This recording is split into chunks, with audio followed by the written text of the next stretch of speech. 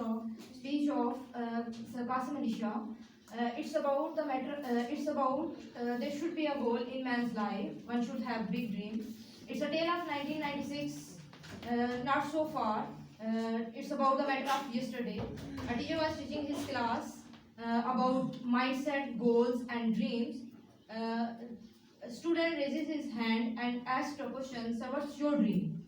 Teacher put his mug down and answered with passion, I'll be the President of America, the United States.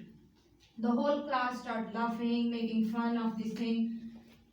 After some time, the whole world saw the same person as the President of America twice, Barack Obama. He was the same person. He was a teacher in 1996.